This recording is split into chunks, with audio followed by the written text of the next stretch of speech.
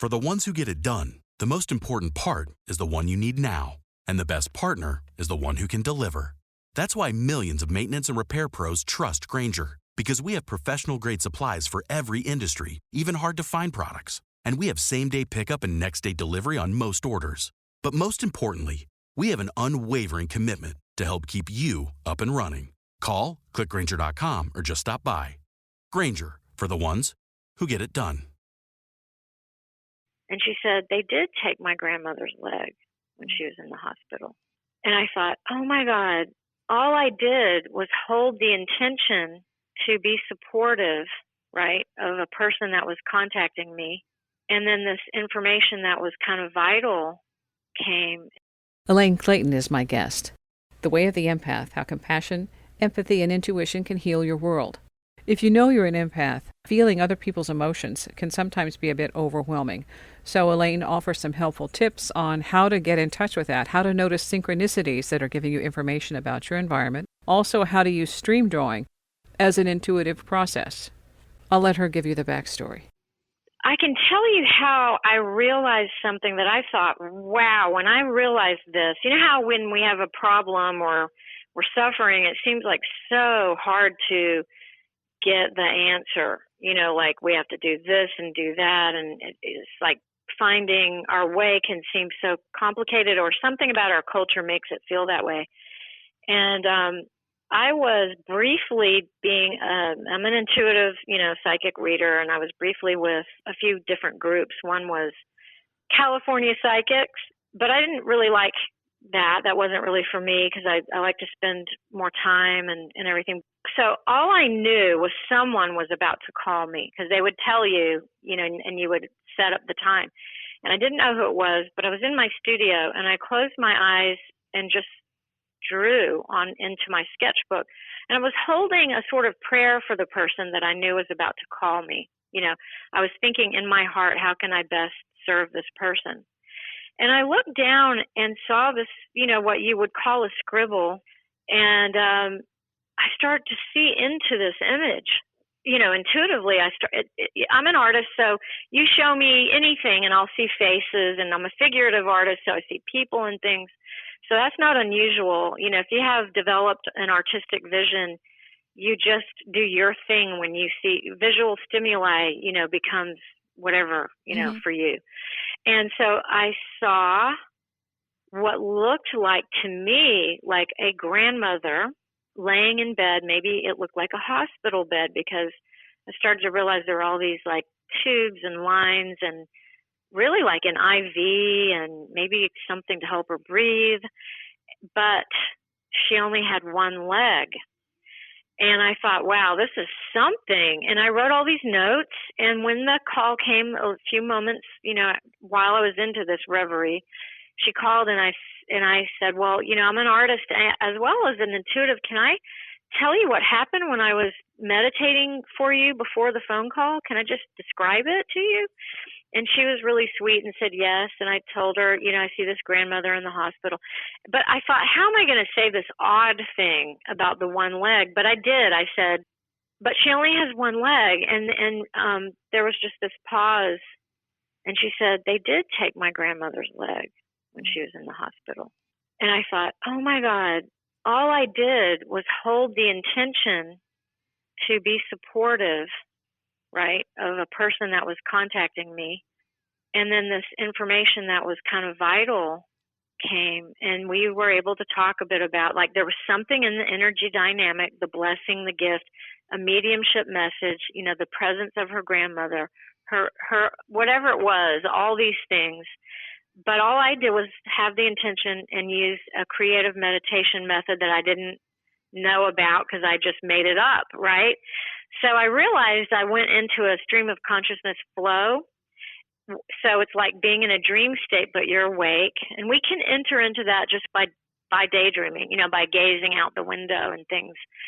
So I realized that there was this phenomenal thing where you could use drawing as an intuitive tool, and I wondered if anyone else knew about it. I thought someone has to know how easy this is. There was nothing out there.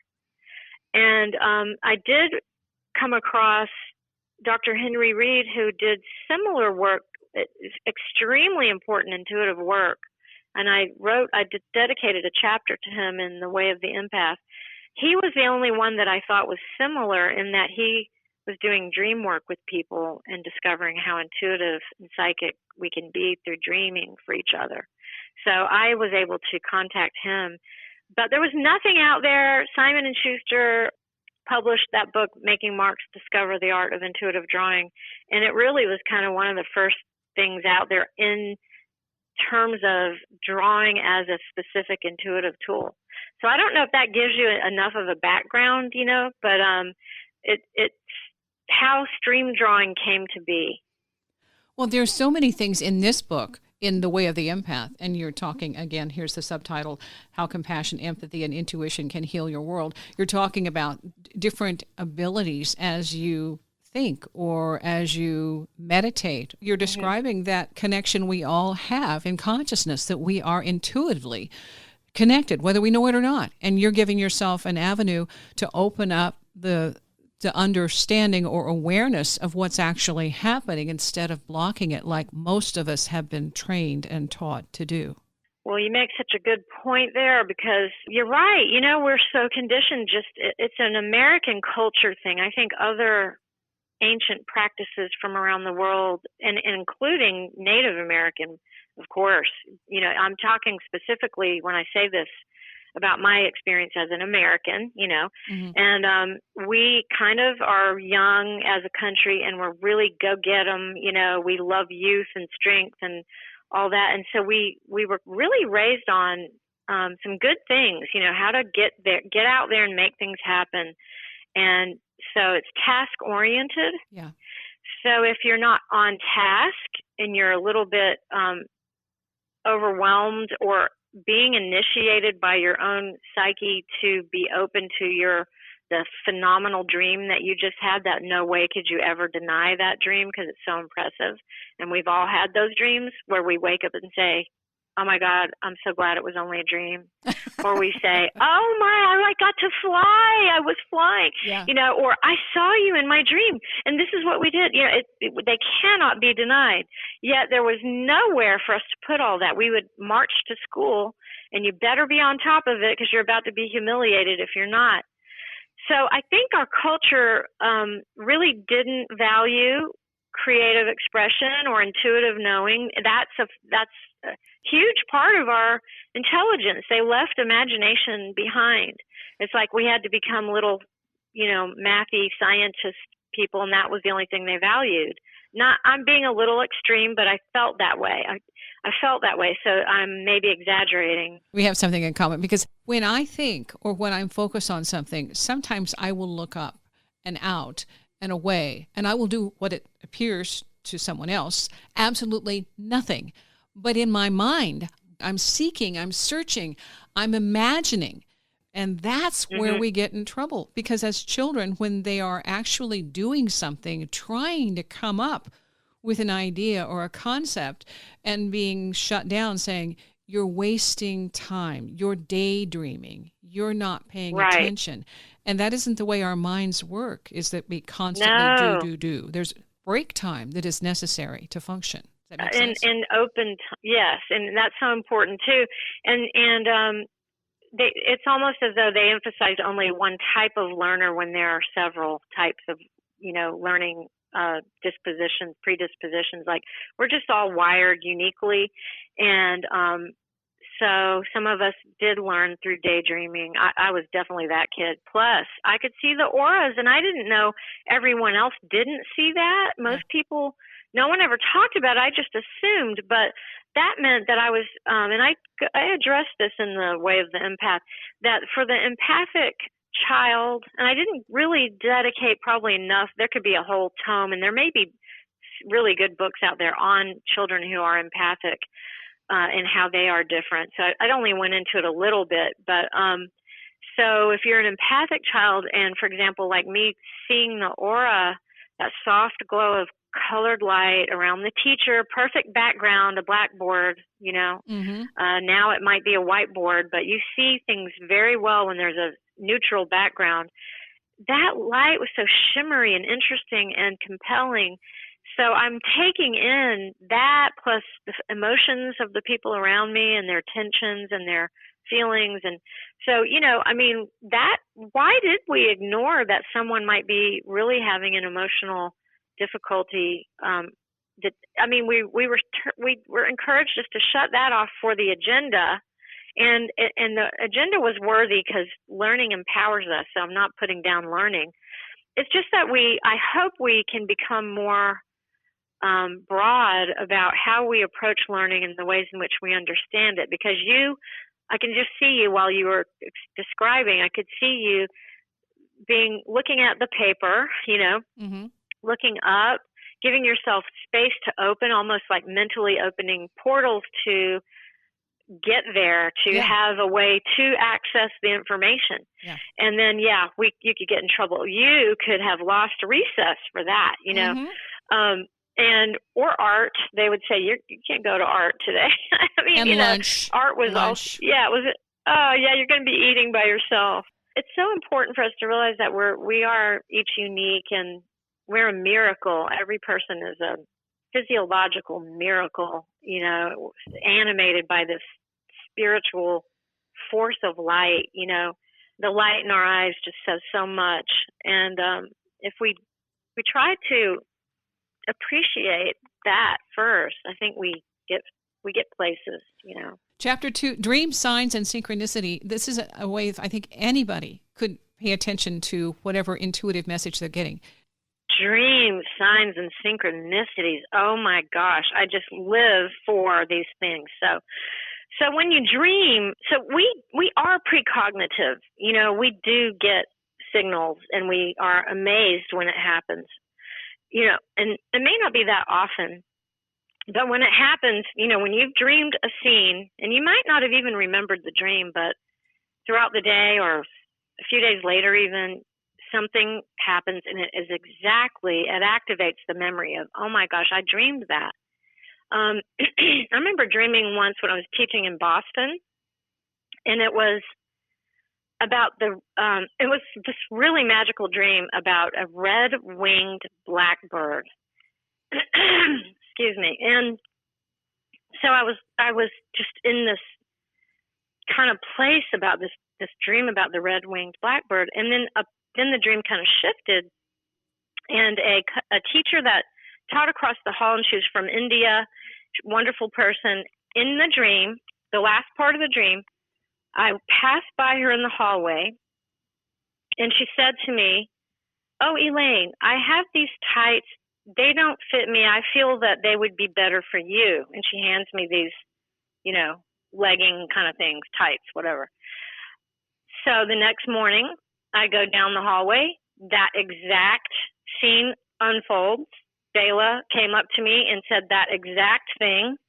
"I have these tights. They didn't fit me. I want you to have them." I'm just completely in shock. Then I go into the classroom, teaching these adorable 5-year-olds, and this girl comes up to me with her parent, and she has a little white box in her hand, and she says, "I have this for you. I found this for you." And I said, "What is it? Let me see." And I opened it up, and I guess you know what's inside. It was the feather of a red-winged blackbird. So you could say, well, what does it even mean? I don't know what it meant. It meant that we're all connected, that when we're in the astral plane, the place where we rejuvenate, our bodies are rejuvenating when we sleep, and our minds offer up a lot psychologically. And some of that stuff also is, I think, spiritual exploration. Like dreams are multidimensional, so they can be analyzed in so many different ways. Freud or Jung or however. I love to say, what did the dream feel like? Sometimes the scenes give us precognition. And when it happens, I don't really need to know why. I just love that it happens. Now, I will say this doesn't mean that really scary dreams always happen. Sometimes something really scary does happen, in life, right? And usually even the dream is kind of worse feeling than the actual thing itself when it does. But, so I don't want to say, oh, every nightmare we have will come true or anything. I think the dreams that are usually the most psychic and on some level happen right before the hypnagogic state. So the dreams I have right before I wake up, when I'm floating in that ether before you open your eyes, but you're consciously aware. Yeah. You can have a lucid dream anytime while you're sleeping. But I don't know if you find that too for you, that the most psychic dreams are really in that time before you wake up. For me, I think that's because there's more emotion triggered at that time. Bringing that out of it, I wake up with a wow, because I'm ready to act upon it and integrate or transmute whatever information I just got. That to me seems like a powerful time too. So, I don't know. I agree. Recently, I had a dream about a friend who's deceased, and in the dream, I'm like, oh my gosh. She called me on the phone in the dream, and I'm like, wow, how are you? It's so great to hear from you. We were worried. Okay, she's deceased. All right. So, but and she's saying it's great. It's fine. What are you doing? I'm working on some spirituality things, which makes perfect sense. And well, that's excellent. And something else happened in that, where there's this connection, and I realized right before she died, about 2 or 3 months, she called up out of the blue and said, "Is there anything you need?" And I was thinking, good grief, that was odd. And no, not that I can think of. She said, "When you do, I will be there. I will have it for you." And so that's so beautiful. Well, I got the chills. It was a signal. And she used to go to the boats and gamble, all right? That was one thing she loved to do, and she didn't have high income. This was for her, an escape. And we bought a ticket, and we won $500. Oh, that's so fun. So that was just recent. But right after the dream from her, and I thought, okay, all right, there she was. Well, she visited you. That was a mediumship visit. And Yeah. I want to say something, and this ties into the synchronistic thing. I think they come through... spiritually, for some reason, I don't know exactly why it is, but you know how we are affected by electricity. We're kind of conduits of electricity, our bodies. And I think that the spirit realm can communicate through electricity. You'll hear people say, I went into a house, I felt like it was haunted, the lights started flickering. Things can happen, but I do think a mediumship event happened in your dream, and it's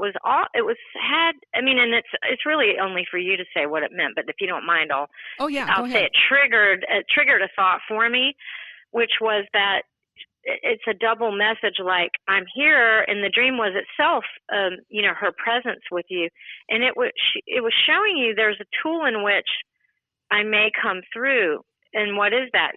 Through communication tools that you use in your So what happened with me, the reason why I became super aware of this, I had heard people tell me about this before when their mother died or whatever. And, so over the years I was curious about it, and I have mediumship dreams and experience, especially when I'm working with clients and somebody wants to come through. But I tell you, my mother, when she died, and this sounds so zany, but it's so amazing. I was having a really hard time around the time that she died because of some personal stuff. Life happens, and she died. And so it felt like an overwhelming time, and I was texting my sister. And I said to her all these emotional stuff, oh, this is hard, and this is hard. And she was trying to help me. And I said, I have to put the phone down because I have to give my younger son, I have to give him dinner, so I'll be back. So that was the last thing I texted. I'll be right back. Put the phone down, gave my son his dinner. When I went back to the phone, in the text box, as if I had texted it myself but hadn't sent it yet, were the words, "I am so sorry." I didn't text that. I texted what I did and put the phone down. I knew immediately by feeling, I had a rush of feeling that it was my mother coming through and saying a message that I'm so sorry you're hurting, what a mother would say. So then guess what happened again this past Mother's Day? There are some things that signify my mother. So if I see them or hear them, it's a sign from my mother. So one of them, she was from Kansas, Missouri and Kansas, right? And she briefly knew Judy Garland because she was at Austin Riggs Hospital in Massachusetts. She worked there when Liza Minnelli was a baby. So when Judy Garland was there, she would make phone calls to check on the baby Eliza. So she had this connection and fascination with Judy. She just loved Judy. So when we watched The Wizard of Oz when we were little, my mother kind of blended with Judy, because we could picture what my mother's life might have been like when she was young. It was like this, girl out on her farm. And so when we hear Over the Rainbow, it's my mother's song, and we sang it at her funeral. Well, on Mother's Day morning, one of my little sisters said she went to her cell phone, and same thing as it happened to me before, as if she had texted, but this is even more complex.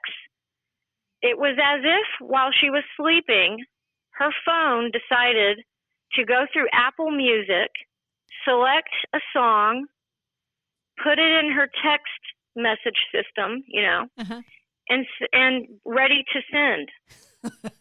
And it was the Hawaiian version of the Isaac. So I was just talking to my other sister about that a few days before, saying that is my favorite version. But my other sister had said, well, that wasn't Mom's favorite. She liked Judy's version only. And I said, well, but it's my favorite. And so there it was, Israel's version. And my sister said, I don't use Apple Music. I don't think I own that song even on it. I mean, it's not even in my register of knowledge. How could my phone have gone to Apple Music, selected that of all the thousands of songs, and then pretended that I was texting it to you? So we laughed. We knew that was from my mother. Absolutely. When your heart knows that you're connected, the mind doesn't have to deal with it. The heart just says, hey, Mom, thanks. Let it be a gift. Let it be a gift. Why would we disown a synchronicity like that? Why would we rationalize that as silly or ridiculous? I love being rational. If there's a rational reason why the cell phone can do that, then bring it on, but it doesn't remove the magic in it anyway, even if we did do that. I think we have a reluctance to accept a spiritual connection, period. We want to deny it. It's out of our control. So there's a part of it that says everything's supposed to be organized and everything's supposed to make sense and be linear. But these kind of things aren't. And so when we can't connect the dots of how this is possible, then it's like, well, it's a mistake, it's an accident, it's impossible. Instead of saying anything can happen, we just don't know how. That is so true. You said it, because the ego does seek to control. We do have to be responsible, and there are some things that we learn to control. We learn very young, and our body requires it. We have motor control. We develop skills. We love to, a dancer has to learn to have some control. But a dancer also knows it's not just the mechanical control. It's the spirit with which she moves, that, the motivation, the inspiration. If there's no inspiration, there's no artistry. So why we would deny the spiritual aspect that comes through us, that isn't really about our control, is, I think, fear. Because you're right, the ego does want to dominate and control and to have the answers, and the ego really doesn't even want us to release control ever. But that's how we suffer a lot. I mean, we learn a lot through it, and we suffer a lot through it. And I think a lot of that's learning, especially all the things that we're going through right now on the world stage, where everything is incredibly chaotic. And that can be scary, and it can be disempowering. You feel vulnerable if, anything can happen and I'm at risk.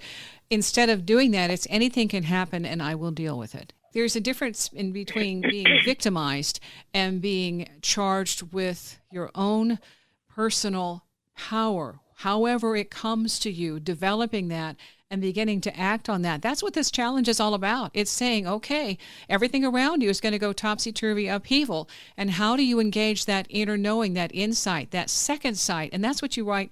There are some things in this book I think are really helpful, especially around the issue of protection when you're dealing with people who are not empathic or sensitive. And how do you deal with that? Because that's what is around us right now. People who are not in touch with their intuition and scared to death. So we have all these different eras in life, stages of maturation. When we're first developing our identity, ego is real strong in certain ways then, and then we reach other points. So we are buzzing around, each of us at our own point, and sometimes someone may be living their whole life, let's say, not as very intuitive, but they're fulfilling a role that we don't understand that may benefit someone else in a way that, again, we don't understand. I mean, I think there's a lot of mystery with the way in which we are alive here. So I can't always know, and I'd have a reluctance to want to judge someone who isn't particularly intuitive in their manner or in their orientation. Yeah. However, for me, and, from what you're saying too, do I want to be around that very much? Because I'm sensitive. How does it feel for me if I'm exposed too much to people who really don't want to hear me be myself or want to deny a spiritual presence or are adverse to it? We have to get away from what is toxic for us. So how do you do that? Well, I guess that's a lifelong learning, isn't it? Uh-huh. You start to, it's trial by fire. Empaths always have stories of, I got pulled into that and I got pulled into that. Because when your heart is open, you really don't sense a separation. Your heart just races forward before you're there. It's like your spiritual oneness is felt. And it's real. You feel it. But the problem is the ego sometimes, I think, the ego often says, I feel it. I care. I must be the one to have to fix it. Yeah. So then you get involved in things. And this is where I believe I've learned the most, to just ask God, how can I, and this is how I do it. I'm not trying to tell anyone. I'm not evangelizing. I'm just saying, I will turn inward and ask God, what is the best way for me to be helpful? And I had a Cherokee mentor for years, and she would say, if you ask God puts stuff in front of you in a way that you will not doubt. You will know that there's a role for you. Mm-hmm. But a lot of times the best thing you can do is just carry the light within you, be present for whatever is healthy for you, and then you send love out. You don't have to be involved in everything. You can do actions that make a difference. I also don't say it's someone else's problem, God will fix it. We do that too much too sometimes. Sometimes we have to roll up our sleeves and get involved. Mm-hmm. But it's up to us, each of us, to know what is the way in which it's best for me to do that. So for me, one of the ways might be, making this spiritual artwork and writing these books. That might be what's the best way for me. Now, if everything, let's say we're in Ukraine, no one, we're running artwork doesn't matter. It's about life. It's about saving lives instantly, immediately, so our circumstances can also tell us what is best to do, how best to serve. So it fluctuates, but I only know from myself how to figure out through trial and error what feels most harmonious and beneficial for myself and others, Mm-hmm. So I guess it's through time we discover this, that time is a gift in that way. Yeah. Through time and experience. Mm-hmm. Going back to dealing with someone who is not as empathic or sensitive or aware on that level, the goal isn't to avoid. The goal is to in some way, shape, or form come to some sort of an agreement or a truce even, to know that when I need a mechanic, the mechanic doesn't have to know about his chakras, okay, or her chakras. I need a mechanic who knows the engine. And the mechanic may not want to hear about me waxing on about astrology. So I'm going to deal with the mechanic in a way that will benefit both of us and allow that we are different people. We have different strengths. We have different abilities, and we need all of the abilities, because that person may need me to get them in a different space right before they're doing something else that could cause more problems. And me making that phone call just did a service. I don't have to have credit. I don't get acknowledgement. I just know I was there at a time that was important, and I'll hear about it later. That's so true. And you know what? I believe, and I have felt that the more mature, I guess, I mean, and again, I say through hard lessons, just embodying a feeling of love, a feeling of light, and just being around, going somewhere with that embodiment. That's the energy, that the presence, to me, that is the presence. So as best it can come through me, let's say, or through you, just doing that. We don't have to always do anything. Just be in that love position, where you feel it.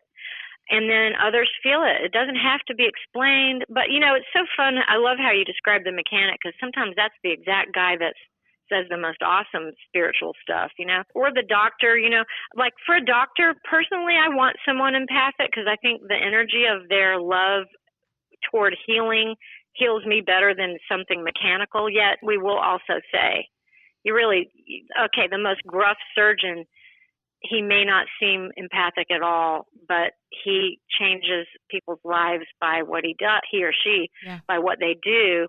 And they, in that way, are fulfilling something extremely empathic, because it enhances people's ability to function. The Way of the Empath, How Compassion, Empathy, and Intuition Can Heal Your World. ElaineClayton.com. Elaine Clayton is my guest. I started to realize drawing people, like just going around drawing and painting and seeing people in their environment. You can be walking and looking like the most miserable thing and feeling miserable. God, why aren't you helping me? And you have this glorious tree arching overhead. It's like we are in a stage set where everything is a prop. And sometimes it feels like a really bad junior high play that we're in, and it's awful. And then sometimes we realize everything around us is here for us. It's a prop to support us as we're on our way. It is magical, and it's brief. We're not here that long, No.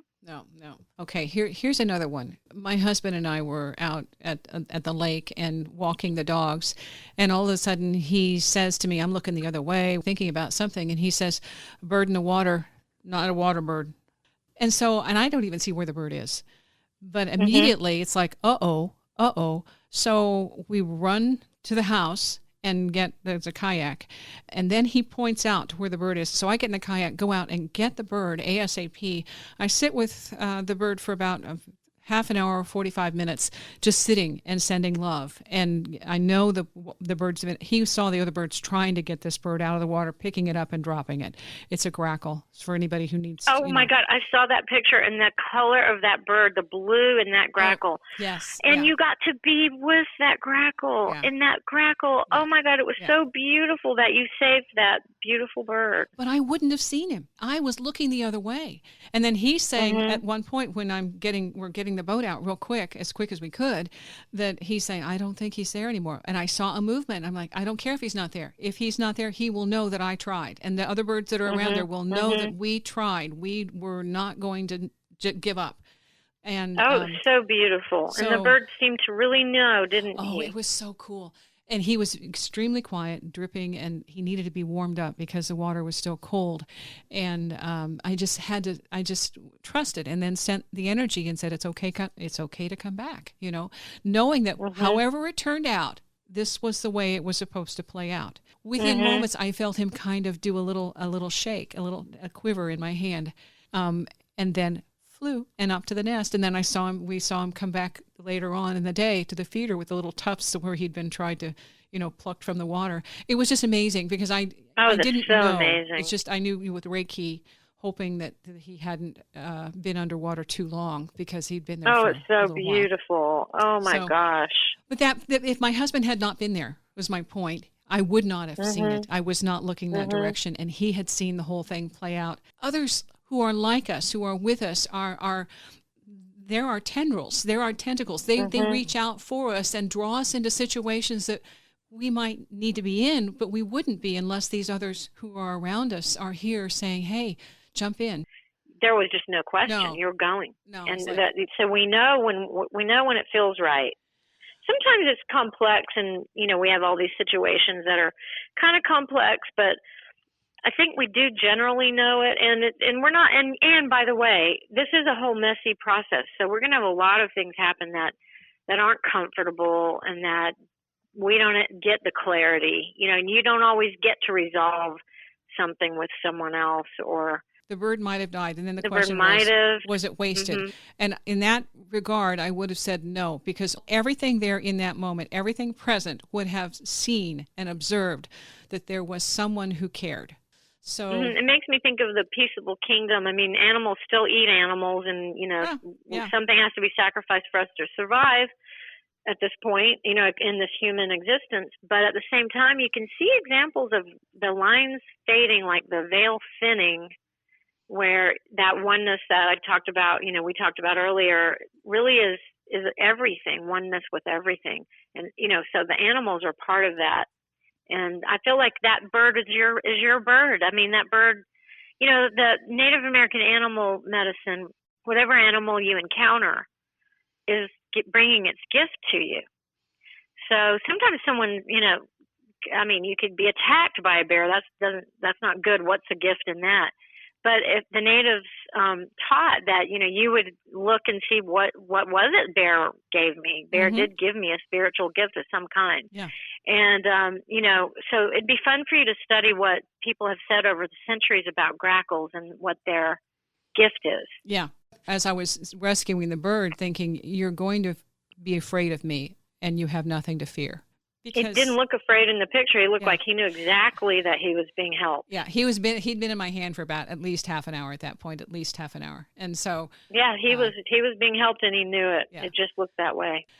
I've had an experience before where I rescued a frog from the middle of a swimming pool. No way for the frog to get out. When I got the frog, I picked the frog up and put him out, and I knew that there was a message in this scenario. And the message from that one was, and I set him beside me, and he stayed there probably 10 minutes to dry off. The whole area dried off around us from being wet. And I asked if he had a message for me. Looking directly at me, the frog said, "Don't be afraid to accept help from unconventional sources." And so when you find yourself in a crisis of your own making, don't be afraid to accept help from unconventional sources. And so I was thinking about that, thinking, even though I would be a predator and be very, very scary to this bird, that I needed to remember that if I sent the energy of have no fear, I'm harmless, that I thought. Yes. So there's that message of sometimes help comes in a way that we don't anticipate, and we project our own fear on there when it's unnecessary, and trying to remember, if I'm in a situation where I need help, to trust that whatever has come for me will have my best interest at heart, and just to trust, that, because that's what calmed the bird when I was just sending nothing but. Well, I think that's a perfect example of empathic living, because it's being in a flow, in a state of allowing, not braced up, not in resistance, but in an open allowing of time and space and yourself in it, and trusting that open-heartedness, open, expansive kind of expectancy that things will come, but they're not a threat. Makes the walk be not about whatever's in my head and I got to get things done, and so-and-so better stop annoying me, and whatever we do when we're on a walk sometimes, if we're not in an allowing kind of spiritual disposition. And here you are with your partner, and you're walking along, and you are in a receptive disposition, and we're able to act. So that's empathic living. That's being in the flow. That's when they say you're in the flow, or in the zone. You can be in the zone all day long, even when you're doing things that require, you could do your taxes, but you're still in that zone. It takes time, I think, to develop it. And of course, there are times when, again, we need to protect ourselves. But we know then that's just another message that comes. You get a wariness or a sense of, I need to be wary here. But that's empathic living, and it's a beautiful story. Earlier, you were talking about getting that image, and with the stream drawing, it opens up a wide avenue of potential, just getting something on paper and saying, what might this mean? How can I express this? Yes. Now, this is using drawing as an expression of the most essential thing about us as humans, and that is we are creators. We are born creating. Just the fact that we exist is creative because it changes everything. A baby being born changes the dynamics vastly. It's a presence of life that suddenly has gestures, decisions, choices. This is the sages say everyone is a Torah. And I even had that in my dream last night, talking to someone about every person is a Torah, a whole story of the presence of God, basically, and the struggle with understanding what God is. But every soul here alive as a human is an active creator, whether we accept it or not. And what happens is very early on, we discourage our connect. Like people freak out because the kid drew on the wall, but that was the most exciting thing that kid did. There was this blank space, and I can change it. And without thinking, drawing all over, and then it becomes labeled a scribble. Oh my God, you're in trouble. Don't do that. Well, of course, and I think every home should have a wall or a section of a wall where kids can do that. But the reason why is that we're mark makers. The cave people knew that, hey, look what happens. I make a mark, and then it tells a story almost immediately. There is a lot of emotion inside one single mark made. So yeah, I'm a professional artist. I do spiritual, figurative work, children's books, books for adults. I did all the art in this, The Way of the Empath, in a specific empathic sort of style. I sort of knew to do it differently from other ways I've illustrated books in the past. But this is using drawing as a reaffirmation of ourselves as creators and as a way to get people back into that realization that they have empowerment there as creators, because it's simple and it's innate and you can do it. And so with this method, and it doesn't matter whether we call things art or not, that's just beside the point. We are artwork ourselves. Each of us is a work of art, ready to create, ready to decide to use our free will in some way to have an impact. We have an impact on the world, whether we like it or not. It's just what kind do you want to have? And so when you close your eyes and use your non-dominant hand, you really do draw that way. It's free.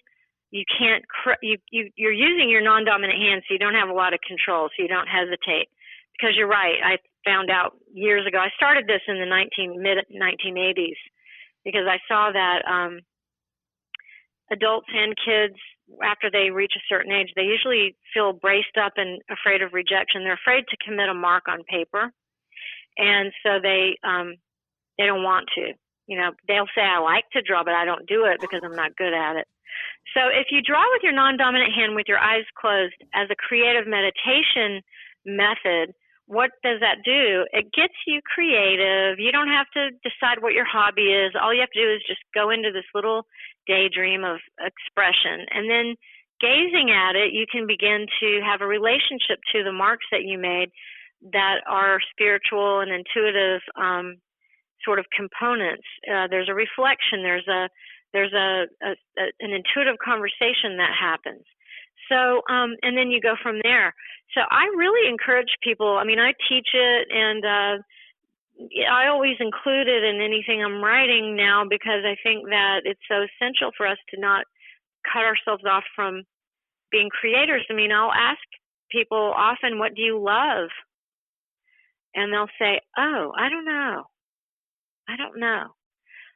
Well, I think if we don't lose track of or lose that essence of what we love, we're happier.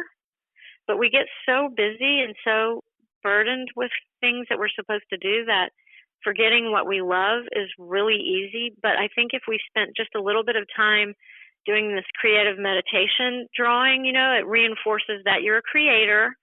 And then maybe if you reflect a little and just get into that feeling that feels good, we start to remember what we love. The mystic Edgar Cayce said that our ideals are so important and essential. And so we each idealize something a little different. Like my ideal thing is I love horses. And I could just tell you all about why. And then the minute that I start going into that, I'm already one with what I love. I feel the love. I feel excited. I feel vibrancy. That's like the spirit within me lights up. So we just, though, really more so train each other to be in a state of lack where our conversation is more like, yeah, I love horses, but, I don't have one and probably never going to get one again, and we start on this long tail of how we don't have the thing we love, and then we separate ourselves further from it. But if we remain aware that we are what we love and find a little bit of time to be creative, so we get into that zone where we nurture the part that we love and nurture the creator self, I think so much good comes out of that.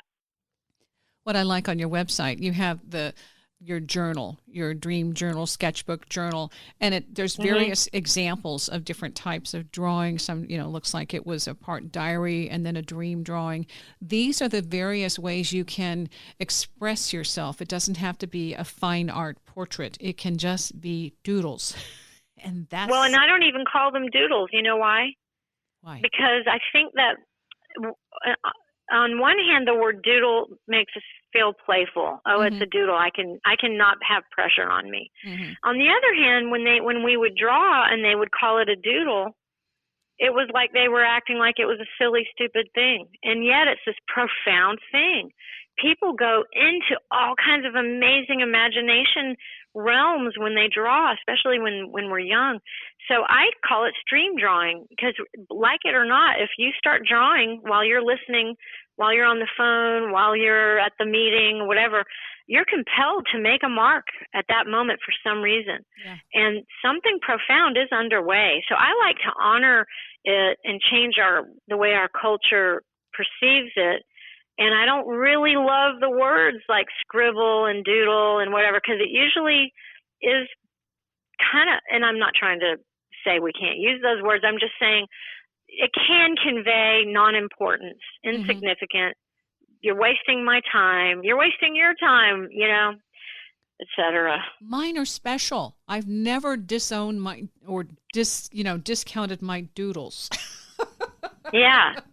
For me. Yeah. Well, that's good. You knew, though. You knew you were in a reverie, an intuitive, spiritual thing was happening. These are kids, okay? And they each have a different personality. And that was a funny thing about doing the interview with you the first time when making marks. I'm like, oh my gosh, I've got all these things I've been drawing for years, and I never really put the two together that I was actually saying something that told a story.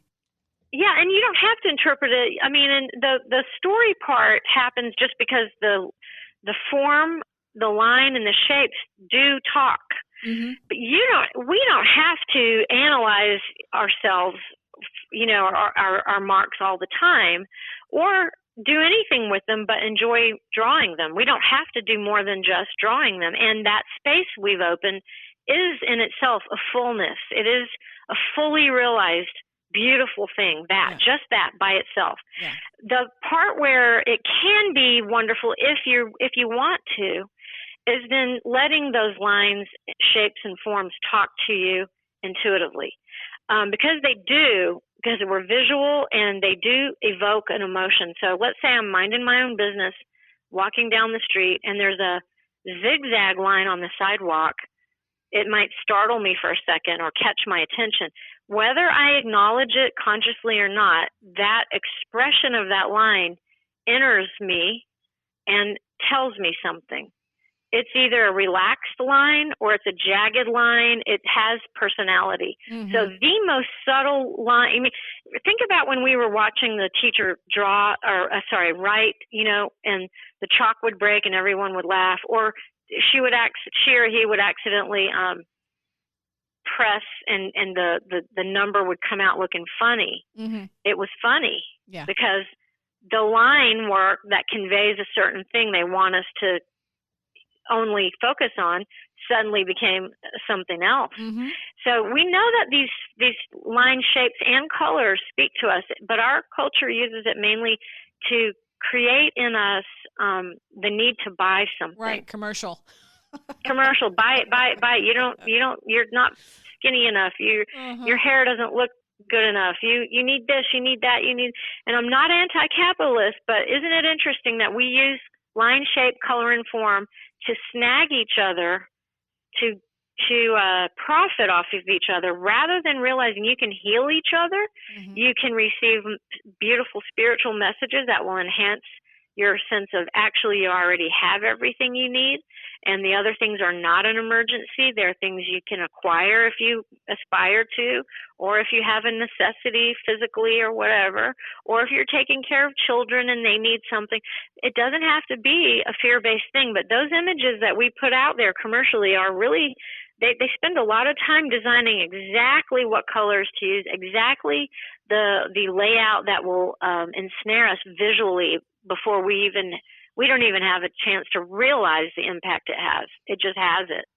When you learn that there are marketing techniques being used, you start saying, I don't need to be exposed to all of the marketing. Yeah, artistic vision and artistic education is essential if we want empowered people. We shouldn't be cutting it out.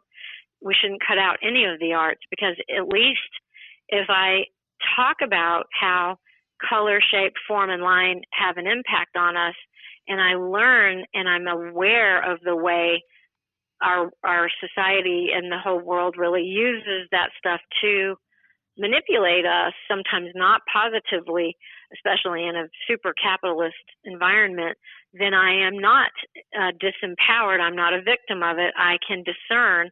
I can say, aha, yeah, good one. I see what you're doing, but I'm going to decide if I want to even look at that. And, like, for example, I don't even watch most TV. I don't like it. I don't like the stuff. I hate commercials. I can't, mm-hmm. It's gotta be awesome. Like, I have a student that does commercials, and her name's Amy Ferguson. She is a genius. So she does creative, imaginative, amazing stuff with a sense of humor that you can tell she knows that we know more. She's not insulting our intelligence. Mm-hmm. In other words, she's creatively almost getting us to love what she does through humor that says we're all in it together, and it's playful. The other stuff can be just kind of condescending, and we get duped, and so I think that we're changing and evolving slowly, and people are less likely to fall for stunts. But I don't know. I mean, I think we do need to remember that this kind of visual expression is also a very important and essential spiritual avenue for us.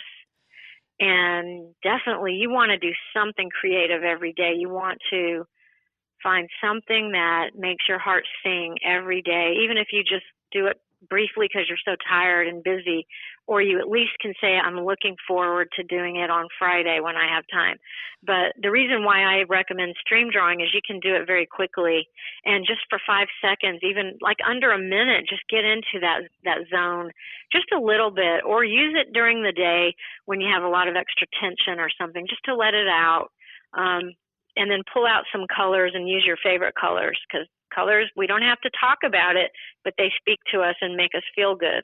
All of that stuff right now, there's so much stress and so much we're being bombarded emotionally, physically, psychically, the whole thing right now. So one of the things that I think this brings to our attention is our ability to decompress. And this is an easy way to do that. And not only will you feel physically, mentally, and in some ways spiritually improved, you'll have a sense of well-being that it can extend to your community as well, where you won't feel so frazzled when somebody tries to call you and needs help, or when somebody cuts you off in traffic.